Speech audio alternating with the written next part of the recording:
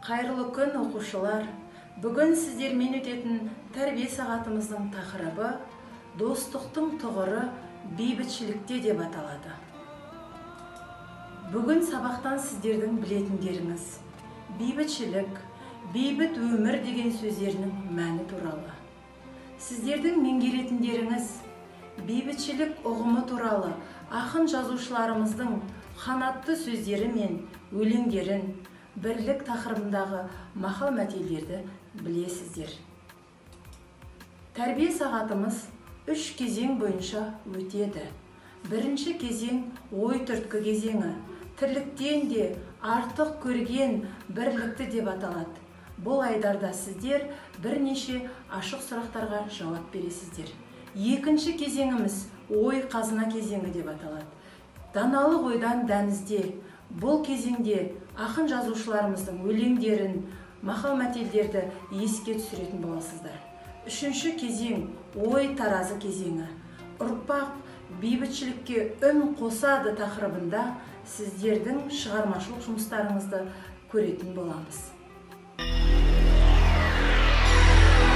Қазақстан әлем елдері арасында жер көлемі бойынша 9-шы орында. Еліміздің аумағында 100-ден астам этнос өкілдері бейбітшілік пен келісімде өмір сүруде. Қазақстанда қызмет етіп жатқан 17 конфессия еліміздің конфессиялық келісімінің моделін бейнелейді.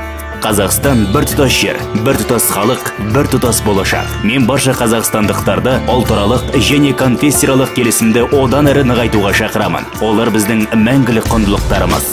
Нұрсұлтан Назарбаев. Толеранттылық, діни төзімділік, іргелес татулық заманауи қазақ қоғамы ортасынан берік орын алды.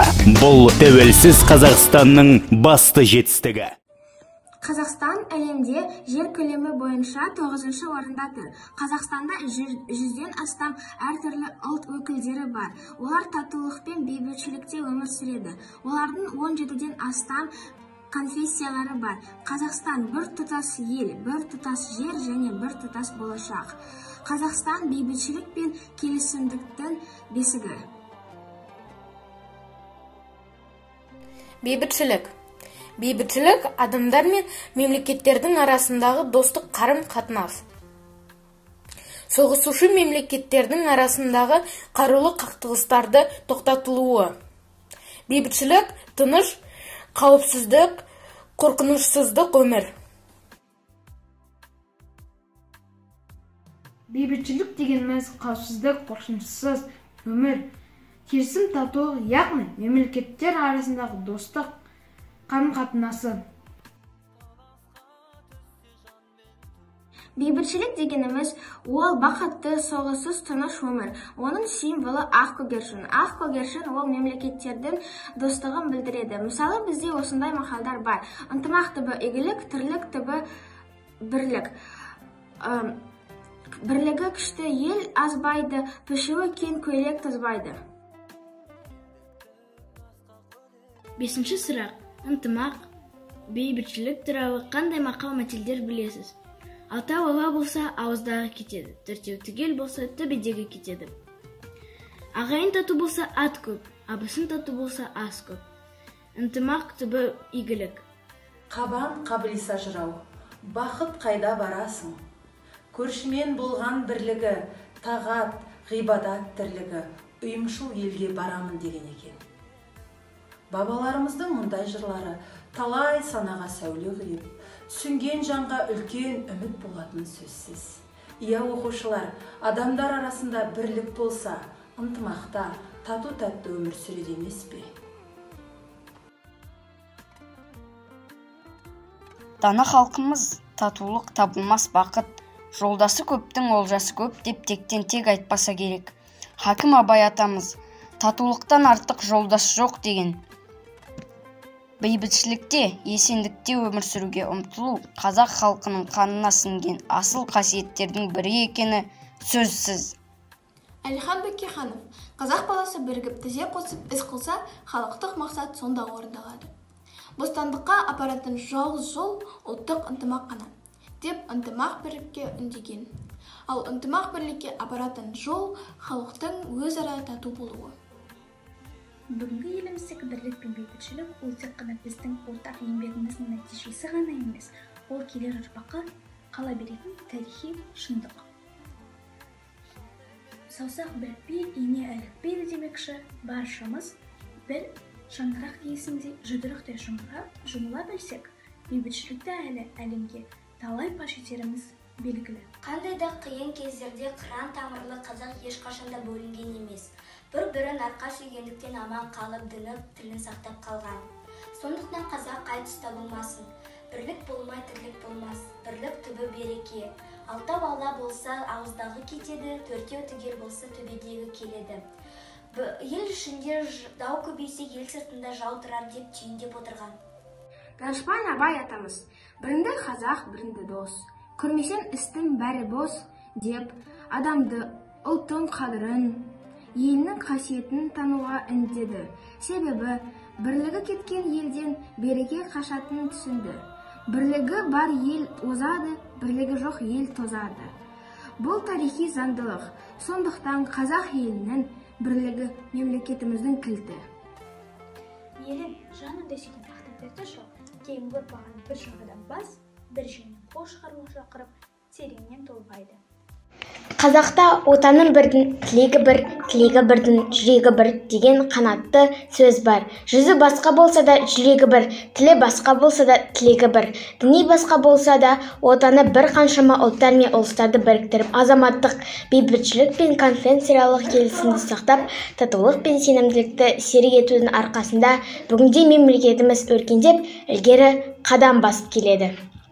Бекби, тату болса ағайын жақын, адал болса дос жақын деп, татулық пен адалдыққа, ынтымақ пен бірлікке шығарған. Ынтымақ жүрген жерде ырыс жүреді демекші лайым. Татулығымыз бен ынтымағымыз жарасып, жаратқан өзі жар болғай. Алла халқымызды алауыздықтан сақтап, бірлігі жарасқан ел болуымызды нәсіп етсін. Қазақ даласы кең байтақ жазира, көз алашқан жаудың қиығын салған. Бірақ еліміз бейбіт өмірді, тыныштықты қалаған. Көгершін көм халықтарда бейбітшілік құсы болып саналады. Ол жер бетінде тыныштық және береке әкелетін құс. Бұл 1 мамырға арналған постер. 1 мамыр ол бейбітшілік пен бірлік күні. Бейбітшілік және бірлік дегеніміз не? Бейбітшілік дегеніміз адамдар, мемлекеттер арасындағы достық қарым-қатынастары. Ал бірлік дегеніміз қазақтың дәстүрлі дүниетанымдағы маңызды этикалық ұғымы. Бейбітшілік пен бірлік күнінде достармен қандай қарым-қатынаста болу керек? Достық мерекесінде өз достарымен өте жақсы дос болу, ешқашанда бір-бірімен таласпау, ұрыспау керек.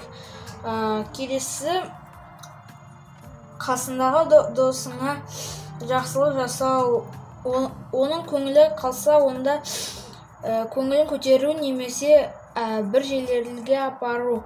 Сол тағы да 1 мамырда осы достық күнінде барлық адамдар бір-бірімен тату-тәтті дос болу керек. 1 мамыр Қазақстан халықтарының бірлігі күні. Қазақстанда 130-дан астам ұлт өкілдері тұрады. Олардың өз салт дәстүрлері, ұлттық киімдері бар. Менің постерімде бірнеше ұлт өкілдерінің суреттері бар. Олармен біз достық қарым-қатынаста екенімізді білдіреді. Тілегі бір, жүрегі бір, достармен біз біргеміз. Бейбітшілік жаршысы үш аспанда, еңбекші елге достыққа ұран салды. Ақ қанатты көгершін адам досы, жетсін үнің, ұраның бар жаһанға. Бейбітшілік бақыт деп салсаң ұран, үніңді естіп талқандар торды қыран. Еңбек сүйген әлемнің адамдары, қанаттанар жас түлек жалынды ұлан. Сен бақыттың жаршысы өмір құсы, үстінде бар бейбітшіл халық күші. Шарла әлемді шарықта шаршап талма, жаз болғанша теп-тегіс өмір қысы. Ақ көгершін аспанда, қырғи бар деп жасқанба, шырқа шыңнан асқарға. әлем сүйген салтымыз бар. Бейбітшілік ел ұраны, өмір сүйген халқымыз бар. Бейбіт елдің біз ұланы. Қорғау үшін өмір көркін, бүгіннен де ертең нұрлы. Болдырмаймыз соғыс өртін, достар берік сапқа тұрды.